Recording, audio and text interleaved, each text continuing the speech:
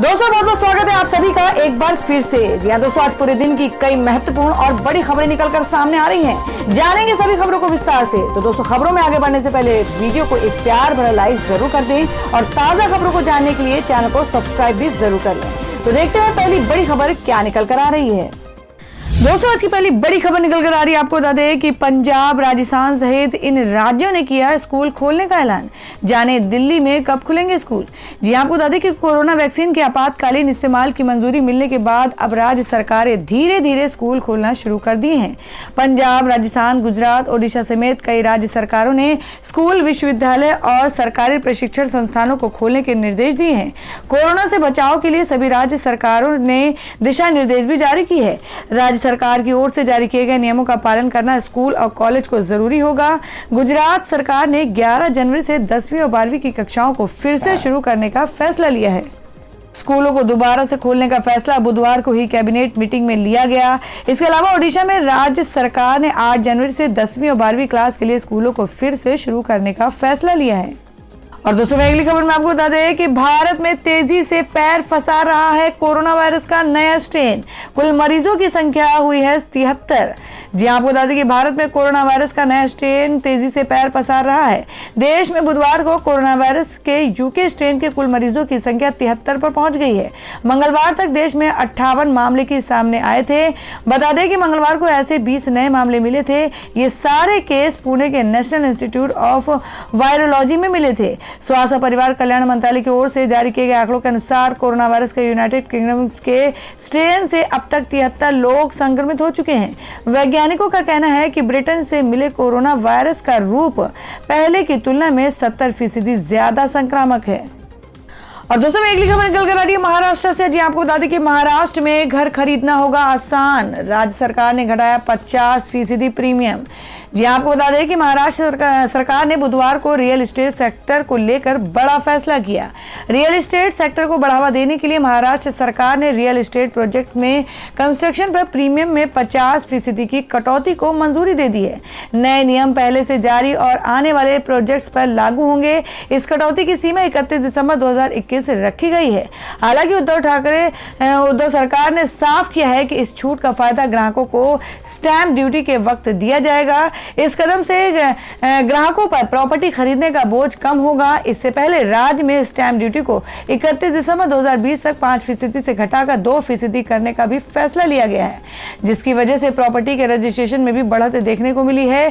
सरकार के इस फैसले से मुंबई और अन्य प्रमुख शहरों में संपत्तियों की बिक्री में काफी उछाल देखने को मिला है।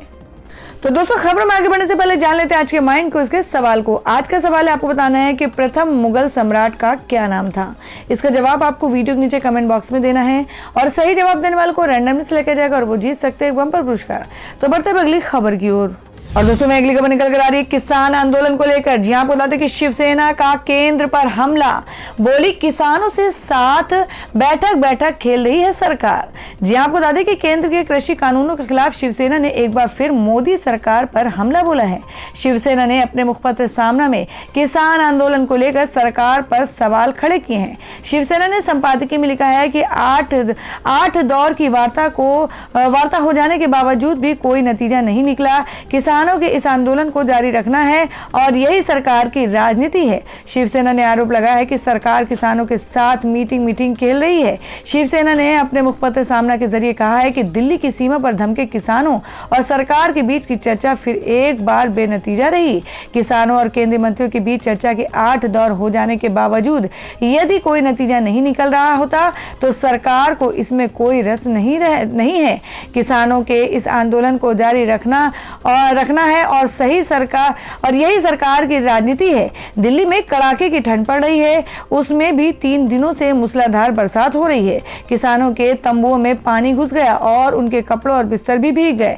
शिवसेना ने कहा, कृषि कानून को रद्द करवाने को लेकर किसान डटे हुए हैं। दिल्ली की सीमा पर अब तक 50 किसानों ने अपनी जान गंवाई है। सरकार की नजर में इन किसानों के बलिदान की कोई कीमत नहीं है।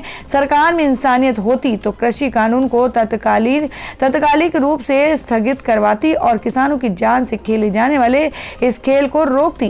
कृषि मंत्री नरेंद्र तोमर और वाणिज्य एवं उद्योग मंत्री पीयूष गोयल तथा राज्य मंत्री सोमपाल शास्त्री के साथ किसान नेताओं की बैठक सोमवार को दिल्ली के विज्ञान भवन में हुई।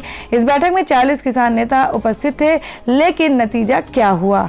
सामने में लिखा कि तीनों मंत्रियों को निर्णय लेने का अधिकार नहीं है और किसान नेता पीछे हटने को तैयार नहीं है। किसान नेताओं ने विज्ञान भवन की सीढ़ियों पर खड़े होकर कहा, ये क्या तमाशा लगा रखा है? सरकार हमसे बैठक खेल रही है क्या? इसका क्या फायदा होगा? सामने में लिखा कि एक तरफ सरकार किसानों से चर्चा करने का नाटक करती है, उसी समय किसानों पर दबाव तंत्र का प्रयोग करती है। किसानों का विरोध कृषि क्षेत्र में कॉर्पोरेट कंपनी की घुसपैठ को लेकर है। संपादकीय में यह भी कहा गया है कि प्रधानमंत्री नरेंद्र मोदी को इस मुद्दे को सुलझाने के लिए दखल देना चाहिए था। अगर सरकार की कोई आत्मा होती तो कृषि कानूनों को वापस लिया जाता और किसानों की जिंदगियों से हो रहा ये खिलवाड़ तुरंत बंद हो जाता। तो दोस्तों, जिस तरीके से लगातार देश में किसान लोग आंदोलन पे बैठे हुए हैं, तो आप लोगों की क्या राय है इन किसानों के आंदोलन को लेकर? आप अपनी राय कमेंट बॉक्स में जरूर दें। बढ़ते अगली खबर की ओर। और दोस्तों, मैं अगली खबर में आपको बता दें जिसमें सोनिया गांधी को भारत रत्न दिए जाने की मांग पर नीतीश कुमार ने की टिप्पणी, कहा सबको मांगने का अधिकार है। जी आपको बता दें कि कांग्रेस पार्टी के अंतरिम अध्यक्ष सोनिया गांधी और बहुजन समाजवादी पार्टी के सुप्रीमो मायावती को भारत रत्न दिए जाने की मांग पर बिहार के सीएम नीतीश कुमार ने टिप्पणी की है। उन्होंने पत्रकारों से बातचीत के दौरान कहा कि सब लोगों को मांग करने का अधिकार है। उन लोगों के पास तो पहले सरकार थी, आज मांग रहे हैं, पहले ही दिलवा देते।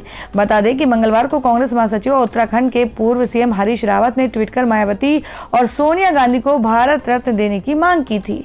हरीश रावत का कहना था कि सोनिया गांधी को आज भारत की नारीत्व का गौरवशाली स्वरूप माना जाता है, जबकि मायावती ने वर्षों से पीड़ित शोषित लोगों के मन में एक अद्भुत विश्वास का संचार किया है। ऐसे में दोनों को इस वर्ष भारत रत्न से नवाजा जाना चाहिए। वहीं बसपा ने हरीश रावत के ट्वीट पर प्रतिक्रिया देते हुए कहा कि उनकी मांग केवल सार्वजनिक रूप से मूर्ख बनाने की रणनीति से ज्यादा कुछ भी नहीं है। पार्टी का कहना था कि कांग्रेस की सरकारें बाबा साहब अंबेडकर को सर्वोच्च सम्मान देने में विफल रही।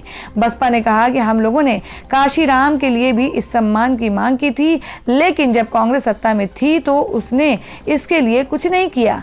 आज जब वो सत्ता में नहीं है तो ऐसी मांग कर रहे हैं। तो दोस्तों, आप लोगों को क्या लगता है कि वाकई में सोनिया गांधी जी को और मायावती जी को भारत रत्न अवार्ड से नवाजा जाना चाहिए? आप अपना सुझाव, आप अपना कमेंट बॉक्स में जरूर दें। बढ़ते अगली खबर की ओर। और दोस्तों, मैं अगली खबर में आपको बता दें कि अंतिम संस्मरण में प्रणब मुखर्जी ने गिनाई सोनिया गांधी की गलतियां, लिखा बड़े नेताओं ने कराई कांग्रेस की दुर्गति। जी हां, आपको बता दें कि भारत के पूर्व राष्ट्रपति और एक समय कांग्रेस से कद्दावर नेता रहे प्रणब मुखर्जी का पिछले साल ब्रेन सर्जरी के बाद निधन हो गया था। हालांकि आखिरी समय में उन्होंने अपने संस्मरण को पूरा किया था। अब उनकी लिखी किताब द प्रेसिडेंशियल ईयर्स के कुछ अंशों के सामने आने के बाद इन पर हर तरह चर्चा भी शुरू हो गई है। आपको बता दें, इसमें उन्होंने भाजपा से लेकर कांग्रेस और पीएम नरेंद्र मोदी से लेकर अरविंद केजरीवाल तक के बारे में बात की है। हालांकि उनकी किताब में सबसे चौंकाने वाला जिक्र है कांग्रेस अध्यक्ष सोनिया गांधी के बारे में, जिन पर प्रणब मुखर्जी ने कुछ खराब फैसले लेने का आरोप लगाया है। प्रणब मुखर्जी 2014 लोकसभा चुनाव में कांग्रेस की हार पर कहा है कि उस दौरान पार्टी की हार की एक मुख्य वजह यह थी कि वह लोगों की उम्मीद और आकांक्षाओं पूरी करने में असफल रही थी।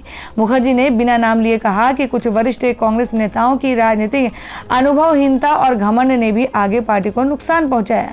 प्रणब मुखर्जी ने संस्मरण में लिखा कि मुझे लगता है कि संकट के समय पार्टी नेतृत्व को अलग दृष्टिकोण से आगे आना चाहिए। अगर मैं सरकार में वित्त मंत्री के तौर पर काम जारी रखता तो मैं गठबंधन में ममता बनर्जी का रहना सुनिश्चित करता। इसी तरह महाराष्ट्र को भी बुरी तरह संभाला गया। इसकी एक वजह सोनिया गांधी की तरफ से लिए गए फैसले भी थे।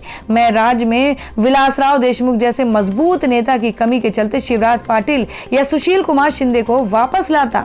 मुखर्जी ने कहा कि मुझे नहीं लगता कि मैं तेलंगाना राज्य के गठन को मंजूरी देता। मुझे पूरा भरोसा है कि सक्रिय राजनीति में मेरी मौजूदगी से यह सुनिश्चित हो जाता कि कांग्रेस को वैसी मार ना पड़ती जैसी उसे 2014 लोकसभा चुनाव में झेलनी पड़ी। तो दोस्तों, खबरों में आगे बढ़ने से पहले एक बार फिर से आपको याद दिला दें कि अगर आपने अभी तक हमारी वीडियो को लाइक नहीं किया तो जल्दी से वीडियो को लाइक कर दें, क्योंकि आपका एक लाइक हमारे लिए बहुत ही महत्वपूर्ण होता है। और अगर आप हमारे चैनल पर नए हैं तो चैनल को जरूर सब्सक्राइब कर लें और बेल के बटन को भी जरूर हिट कर दें। और हमारी पूरी न्यूज को जानने के लिए वीडियो को लास्ट तक जरूर देखें। बढ़ते अगली खबर की ओर। और दोस्तों अगली खबर निकल कर आ रही है, आपको बता दें कि हरियाणा, हिमाचल सहित देश के कई राज्यों में बर्ड फ्लू का प्रकोप, केंद्र सरकार ने जारी किया अलर्ट। जी हां, बात कर रहे हैं कोरोना वायरस महामारी के बीच देश में अब एक और नई आफत ने दस्तक दे दी है। पिछले एक हफ्ते के दौरान राजस्थान, केरल, हिमाचल प्रदेश और हरियाणा सहित कई राज्यों में बर्ड फ्लू के मामले मिलने के बाद हड़कंप मच गया। इन राज्यों में लगातार बड़ी संख्या में हो रही पक्षियों की मौत के बाद केंद्र सरकार भी हरकत में आ गई है और राज्य सरकारों से कहा है कि इस बीमारी एवियन इन्फ्लुएंजा का संक्रमण रोकने के लिए जो भी जरूरी कदम हो वो तत्काल उठाए जाएं। सरकार ने राज्यों को जारी दिशा निर्देश में ये भी कहा है कि पक्षियों की इस बीमारी का मानव शरीर या दूसरे जानवरों में फैलने से गंभीर हालत पैदा हो सकते हैं, इसलिए इस दिशा में भी तुरंत प्रभावी उपाय किए जाएं। और वहीं अगली खबर में आपको बता दें कि किसान आंदोलन पर सुप्रीम कोर्ट ने कहा स्थिति सुधार नहीं पाई सरकार, लव जिहाद कानून पर भी करेगा सुनवाई।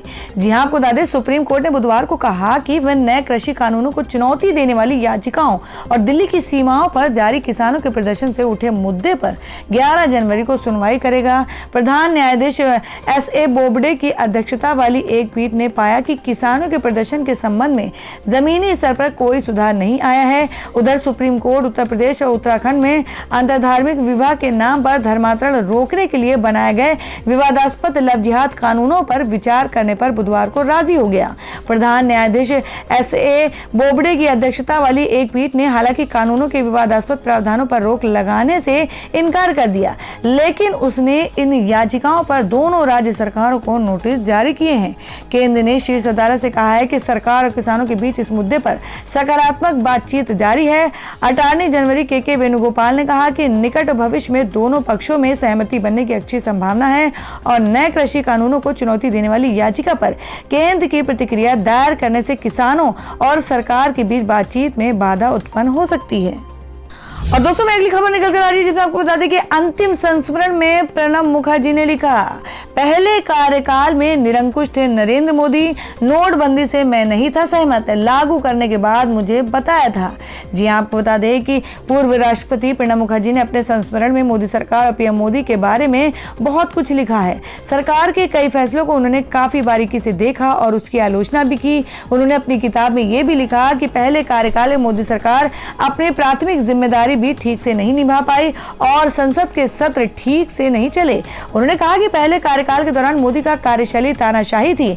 उन्होंने PM मोदी की अचानक पाकिस्तान यात्रा का जिक्र करते हुए कहा कि बिना बुलाए ही अनावश्यक रूप से नवाज शरीफ से मिलने चले जाना दोनों देशों के संबंधों के लिए अच्छा नहीं कहा जा सकता। रूपा प्रकाशन द्वारा प्रकाशित उनके अंतिम संस्मरण द प्रेसिडेंशियल ईयर में उन्होंने अरुणाचल प्रदेश सरकार, दिल्ली के मुख्यमंत्री अरविंद केजरीवाल और प्रधानमंत्री मोदी के बारे में बहुत कुछ लिखा है। उन्होंने ये भी लिखा कि नोटबंदी करने से पहले उनसे कोई सलाह नहीं ली गई थी और कदम उठाने के बाद उनसे समर्थन मांगा गया। प्रणब मुखर्जी अपने स्वाभिमान के साथ कभी समझौता नहीं करते थे।